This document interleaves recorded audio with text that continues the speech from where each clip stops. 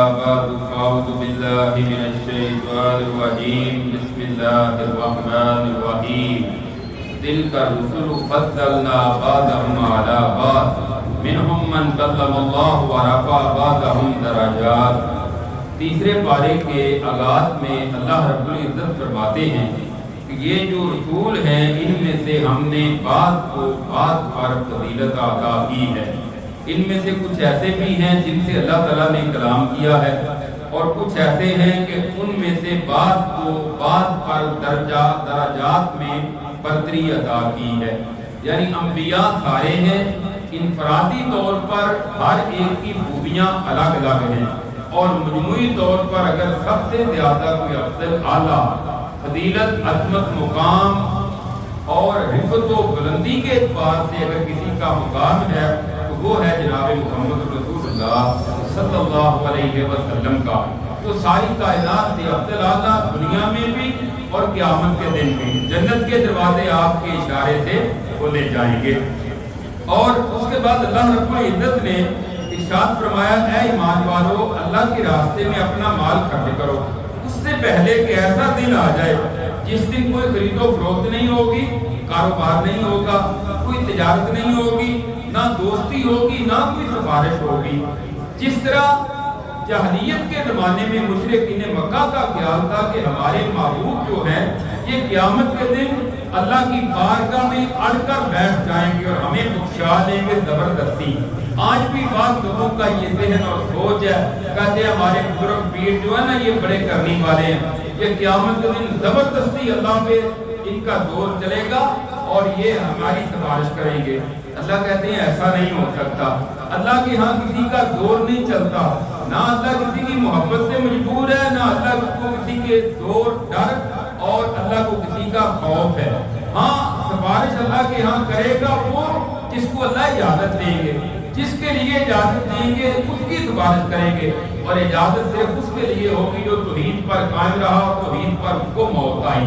شرک کرنے والے کے لیے کوئی سفارش نہیں ہوگی۔ اس کے بعد آیت الکرسی ہے جو قرآن کریم کی سب سے عظیم صورت ہے، عظیم آیت ہے قرآن کریم کی سب سے بلندی والی۔ نبی کریم صلی اللہ علیہ وسلم نے فرمایا جو بندہ ہر نماز کے بعد آیت الکرسی پڑھتا ہے اس کے اور جنت کے درمیان موت کے علاوہ کوئی چیز رکاوٹ نہیں بن سکتی۔ ادھر موت آئے گی تو جنت میں چلا جائے گا۔ اسی طرح جو آیت الکرسی پڑھتا ہے اللہ تعالیٰ اس کے لیے نگران محافظ فرشتہ مقرر کر دیتے ہیں جو رات بھر اس کی حفاظت کرتا ہے۔ آیت الکرسی کے اندر اللہ تعالیٰ نے توحید بیان کی، فرمایا اللہ وہ ہے جس کے علاوہ کوئی الہ نہیں ہے، وہ زندہ ہے، سب کو قائم رکھنے والا ہے۔ اللہ کے علاوہ ایسا کوئی نہیں ہے، نہ اس کو نیند آتی ہے نہ اونگ آتی ہے۔ اللہ کے علاوہ ہر ایک کو نیند بھی آتی، اونگ بھی آتی ہے، لہذا اللہ کے علاوہ کوئی اور الہ نہیں ہو سکتا۔ زمین و آسمان کی بادشاہت اسی کے پاس ہے۔ کون ہے جو اس کے ہاں سفارش کر سکے مگر اس کی اجازت کے ساتھ؟ سب کچھ کو اللہ جانتے ہیں اور اللہ کا علم بڑا وسیع ہے، اس کی کرسی زمین و آسمان پر چھائی ہوئی ہے اور زمین و آسمان کی نگرانی اس کو تھکاتی نہیں ہے، بڑا بلند عظمت والا ہے۔ مشرکین مکہ جو مدینہ کے جو مشرکین تھے ان کی بعض اولادیں یہود و نصارہ سے متاثر ہو کر یہودی عیسائی ہو چکے تھے۔ جب وہ خود مسلمان ہوئے انہوں نے چاہا کہ اپنی اولاد کو زبردستی مسلمان کریں، اللہ نے فرمایا لا اکراہ فی الدین، دین میں زبردستی نہیں ہے، جبر نہیں، زبردستی تم کسی کو مسلمان نہیں کر سکتے۔ ہاں جو مسلمان ہو جائے پھر اس کو دین پر عمل کرنا پڑے گا، پھر وہ یہ نہیں کہہ سکتا کہ دین میں زبردستی نہیں، لہذا نماز پڑھوں یا نہ پڑھوں میری مرضی ہے۔ پھر وہ یہ نہیں کہہ سکتا کہ روزے رکھوں یا نہ رکھوں یہ میری مرضی ہے، پھر نہیں، زبردستی مسلمان نہیں ہو سکتا، لیکن جب وہ مسلمان ہو گیا پھر اس کو دین پر عمل کرنا پڑے گا۔ جس طرح کوئی کسی کو اسکول کالج میں زبردستی داخل نہیں کر سکتا، لیکن جب کوئی داخل ہو جائے پھر اس کو اس کے اصول و ضوابط کی پابندی کرنی پڑے گی۔ پھر یہ نہیں ہو سکتا کہ میری مرضی میں جیسے چاہوں کرتا، پھر کوئی زبردستی نہیں ہے، ایسا نہیں ہے۔ اس کے بعد فرمایا کہ اللہ رب العزت جو ہے وہ دوست ہے ایمان والوں کا، وہ ان کو اندھیروں سے روشنی کی طرف نکالتا ہے۔ کافروں کے جو دوست ہیں ان کو جنہوں نے کفر کیا ان کے دوست طاغوت ہیں، وہ ان کو روشنی کی طرف سے نکال کر اندھیروں کی طرف لے جاتے ہیں اور یہ ہمیشہ ہمیشہ جہنم میں رہیں گے۔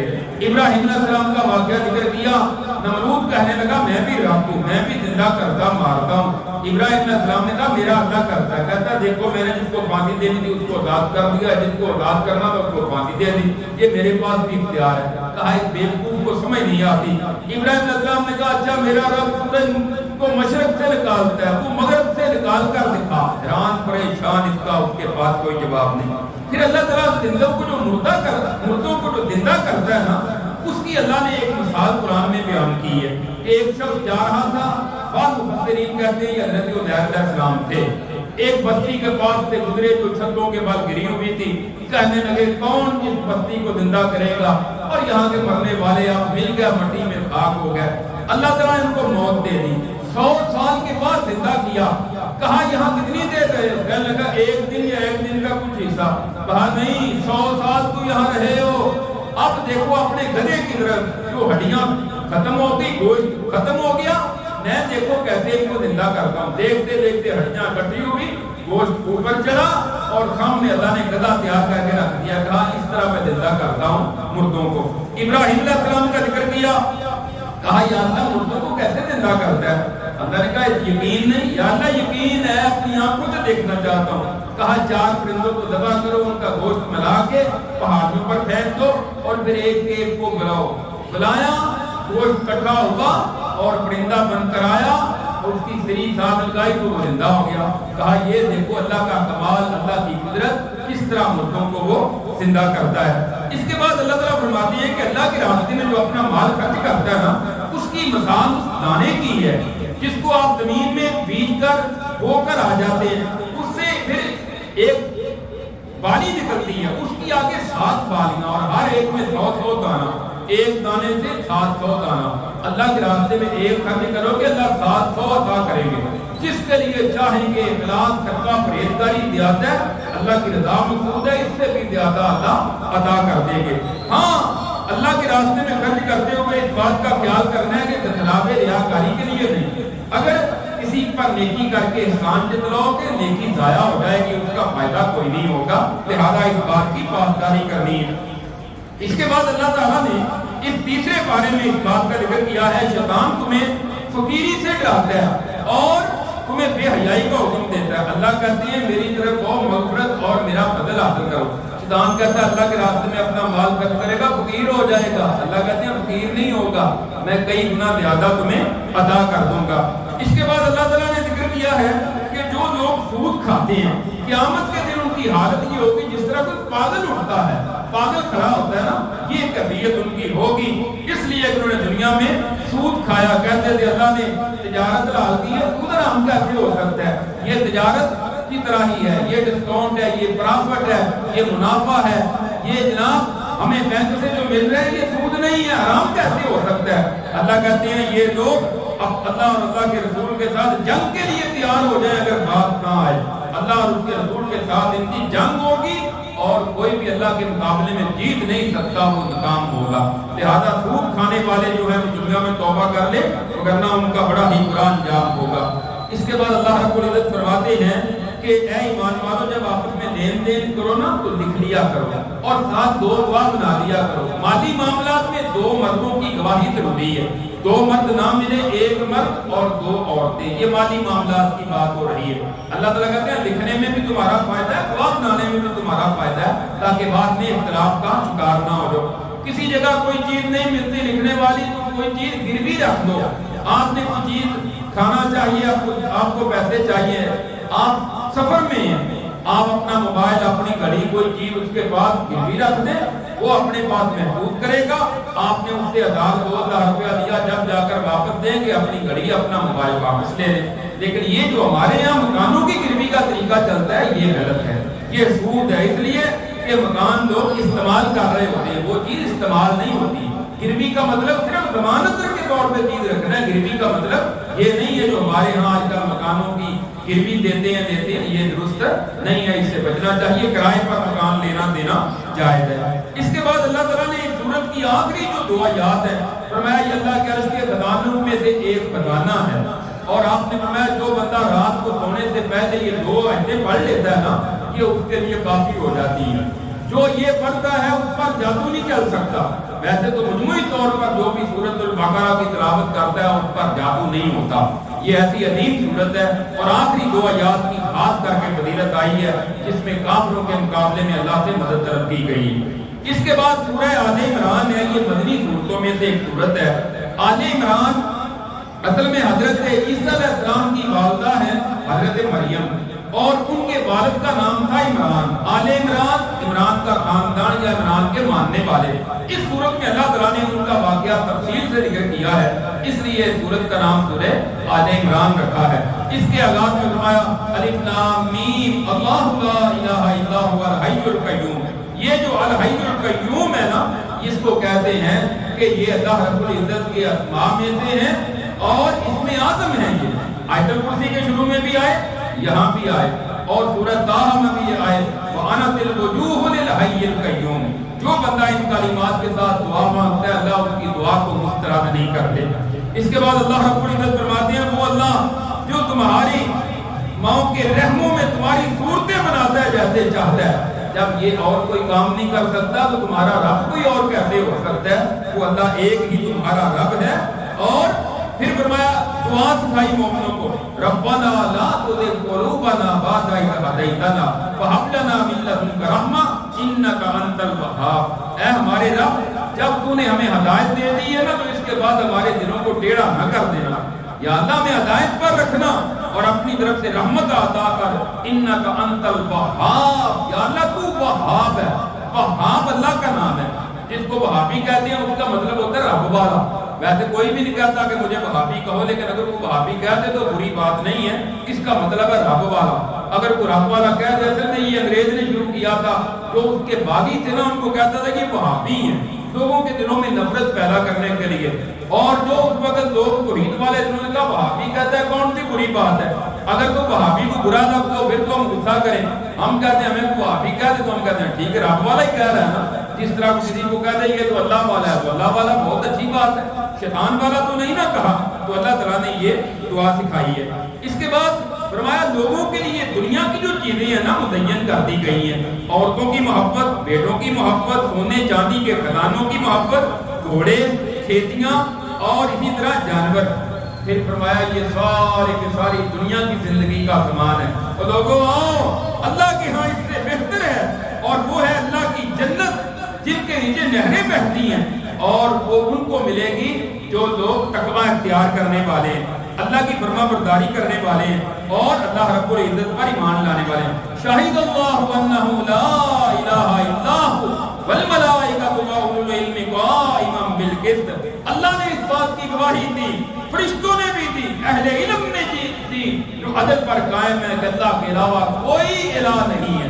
خالق مالک حاجت روا مشکل کشا داتا کرنے والا گنج بخش غوث اعظم دستگیر لاجپال صرف ایک اللہ کے علاوہ اور کوئی نہیں ہے۔ ان الدین عند اللہ الاسلام، دین اللہ کے ہاں صرف اور صرف اسلام ہے۔ اللہ کے علاوہ اللہ کے پاس کوئی اور دین نہیں چلے گا۔ اسلام کے آ جانے کے بعد اپنے آپ کو کوئی یہودی کہے، عیسائی کہے، ہندو کہے، سکھ کہے، بدھ مت کہے، جو بھی دین اختیار کرے گا وہ ناکام ہے، فیل ہے۔ اگر کوئی پاس ہونا چاہتا ہے اس کو دین اسلام اختیار کرنا پڑے گا، اسلام ہی اصل دین ہے۔ اس کے بعد اللہ فرماتے ہیں میرے نبی کہہ دیجئے اے اللہ تمام بادشاہت کے بادشاہ، جس کو چاہے بادشاہی دیتا ہے، جس سے چاہتا ہے چھین لیتا ہے، جس کو چاہتا ہے عزت دیتا ہے، جس کو چاہتا ہے ذلیل کر دیتا ہے۔ یا اللہ تو ہے دن کو رات میں داخل کرتا ہے، رات کو دن میں، راتیں بڑی دن چھوٹے، دن بڑے راتیں چھوٹی، زندہ کو مردہ سے نکالتا ہے، مردہ کو زندہ سے، مرغی سے انڈا نکلتا ہے، انڈا سے چوزا نکلتا ہے۔ یہ اللہ کا کمال ہے، اللہ کے علاوہ کوئی وہاں تیار بھی نہیں کر سکتا، کسی کی پہنچ ہی نہیں ہے۔ جب اللہ اکیلا ہے پھر فرمایا اسی کی فرما برداری اور اسی کی عبادت کی جائے۔ ہاں مومنوں کو چاہیے کہ کافروں کو دوست نہ بنائیں، یہود و نصارہ کو اپنا دوست نہ بنائیں، دوست جو ہے وہ صرف ایمان والوں کو ہی بنانا چاہیے۔ اس کے بعد اللہ تعالیٰ نے فرمایا کہ اللہ نے جن خاندانوں کو فضیلت دی ہے وہ آدم علیہ السلام ہے، نوح علیہ السلام، آل ابراہیم اور آل عمران، ان تمام کو اللہ تعالیٰ نے فضیلت عطا کی ہے۔ حضرت عمران کی بیوی نے نظر مانی تھی یا اللہ مجھے بیٹا دے گا، میں تیری عبادت گاہ کے لیے وقف کر دوں گی، اس کو عبادت بھی کرے گی اور تیری عبادت گاہ کو گویا کہ مسجد کو آباد کرنے والا، اللہ کے دین کے لیے وقف۔ اللہ نے بیٹی دے دی، کہا بیٹی بیٹے جیسی تو نہیں نہ ہوتی، لیکن یا اللہ میں نے اس کو بھی وقف کر دیا، اور وہ ہے حضرت مریم۔ اللہ نے کمال عزت اور اللہ نے اس کو کمال شرف عطا کیا. حضرت زکریا علیہ السلام نے ان کے خالو تھے, ان کی پرورش کر رہے تھے. ایک دن گئے, دیکھا بند کمرہ ہے اور بے موسم پھل پڑے ہوئے ہیں. حیران ہو گیا, پریشان ہو گیا. اپنی عمر 120 سال. کہتے ہیں یا اللہ تو مریم کو بے موسم میں بند کمرے میں پھل دے سکتا ہے تو مجھے بیٹا کیوں نہیں دے سکتا. اس وقت اللہ تعالیٰ سے دعا کی کہ یا اللہ مجھے بھی بڑھاپے میں بیٹا عطا کر دے. اللہ تعالیٰ نے حضرت زکریا علیہ السلام کی دعا قبول کر لی اور اللہ تعالیٰ نے ان کو حضرت یحییٰ علیہ السلام کی صورت میں بیٹا عطا کر دیا. تو یہ دعا جو رب حب لی من لدنک ذریۃ طیبہ انک سمیع الدعاء, یہ اولاد کے لیے ہے. اسی طرح ابراہیم علیہ السلام کی دعا جو ہے وہ بھی اولاد کے لیے ہے, رب حب لی من الصالحین, یا اللہ نیک بیٹا نیک اولاد عطا فرما دے. حضرت عیسیٰ علیہ السلام کا ذکر کیا تو ان کے معجزات کا ذکر کیا کہ اللہ تعالیٰ نے ان کو کئی معجزات عطا کیے تھے. پرندہ ہاتھ سے بناتے, اللہ کے حکم سے پھونک مارتے, اڑنا شروع ہو جاتا. مردے کو اللہ کے حکم سے کہتے زندہ ہو جا, زندہ ہو جاتا. ماتر دار اندھے کی آنکھوں پر ہاتھ پھیرتے, نظر نہیں آتا, اللہ کے حکم سے دیکھنا شروع ہو جاتا.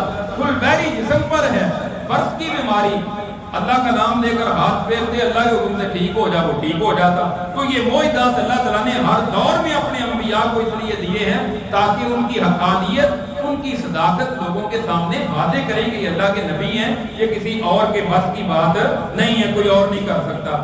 اس کے بعد اللہ تعالیٰ نے یہاں ایک مبادلے کا واقعہ ذکر کیا. سن 9 ہجری نجران کے عیسائیوں کا وفد آیا اور مدینہ منورہ میں آپ کے ساتھ مناظرے کے لیے جب بات چیت کی, گفتگو کی, ان میں بڑے بڑے عیسائیوں کے سردار بھی تھے, ناکام ہو گیا گفتگو میں. پھر آپ نے ان کو مبادلے کا چیلنج دیا. مبادلے کا مطلب یہ ہوتا ہے کہ ہم بھی اپنے خاندان کے ساتھ باہر میدان میں آتے ہیں, تم بھی آ جاؤ. وہاں اللہ سے دعا کرتے ہیں یا اللہ جھوٹوں پر لعنت کر دے اور وہ ہلاک ہو جائیں گے. آپ نے فرمایا چلو میں بھی اپنے خاندان کے ساتھ آتا ہوں. اپنی بیٹی حضرت فاطمہ کو لیا, حضرت حسن حسین حضرت علی کو لیا, آپ باہر چلے گئے. وہ آئے, جب انہوں نے صورتحال دیکھی تو کہنے لگے ہم آپ سے مبادلہ نہیں کرتے, آپ اس طرح کریں کہ ہم آپ کی شرائط مانتے ہیں. آپ نے فرمایا تم جزیہ دیا کرو. ٹھیک ہم جزیہ دیں گے. مبادلے سے وہ بھاگ گئے. فرمایا کہ آ جاؤ تم میدان میں. اس کے بعد فرمایا کہ دعوت دو ان سب اہل کتاب کو, یا اہل الکتاب تعالوا الی کلمۃ سواء بیننا و بینکم الا نعبد الا اللہ ولا نشرک بہ شیئا. وہ اہل کتاب آؤ, تمہارے سارے نبی یہ کہتے تھے اللہ کے علاوہ کوئی الہ نہیں ہے, وہ اکیلا ہے, اس کا کوئی شریک نہیں, ایک اللہ کی بات کریں گے. تمہاری کتابوں میں بھی یہی ہے, ہم بھی یہی کہتے ہیں. یہ تو مشترکہ دعوت ہے نا, سارے اور اس دعوت پر جمع ہو جائیں اور اس دعوت پر ہم سارے کے سارے اکٹھے ہو جائیں. ان کو اس بات کی دعوت دی.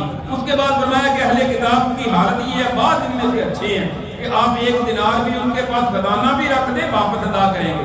بعض ایسے ہیں کہ 1 دینار بھی دے دیں, واپس دینے کے لیے تیار نہیں ہوں گے, بشرطے کہ آپ اس کے سر پر کھڑے رہیں. یہ ان اہل کتاب کی کیفیت اور ان کی حالت ہے. اس کے بعد اللہ تعالیٰ نے اس سورت کے آخر میں پھر یہ ارشاد فرمایا وَمَن يَبْتَغِ غَيْرَ الْإِسْلَامِ دِينًا, جو کوئی اسلام کے علاوہ کوئی اور دین تلاش کرے گا فَلَن يُقْبَلَ مِنْهُ وَهُوَ فِي الْآخِرَةِ مِنَ الْخَاسِرِينَ. فرمایا وہ نقصان میں گیا, خسارے میں گیا, گھاٹے میں چلا گیا.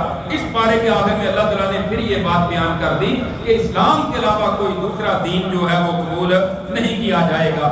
ہاں اللہ تعالیٰ نے اس کے آخر میں پھر یہ بات ذکر کی. فرمایا جو لوگ کافر ہوئے اور کفر پر ان کی موت آ گئی, وہ زمین پر کر سونا بھی اللہ کو فدیے میں دے دے نا تو وہ جہنم کی آگ سے بچ نہیں سکتے.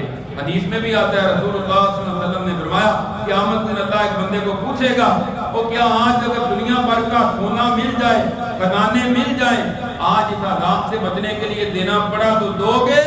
وہ کہے گا ہاں یا اللہ میں دینے کے لیے تیار ہوں. اللہ کہے گا دنیا میں تو اس سے بہت آسان بات کا مطالبہ کیا تھا کہ میرے ساتھ شرک نہیں کرنا, میری توحید پر کاربند رہنا, تو اس پر قائم نہیں رہ سکا. اس دن پہلی بات تو سونا ہوگا ہی نہیں. مل بھی جائے, اللہ کہتے ہیں دنیا بھر کا خزانہ اور سونا مل جائے اور یہ جہنم کے عذاب سے بچنے کے لیے دے دے تو بچ نہیں سکتا. اللہ رب العزت سے دعا ہے اللہ ہمیں کتاب و سنت پر عمل کرنے کی توفیق عطا فرمائے. آخر دعوانا الحمدللہ رب العالمین.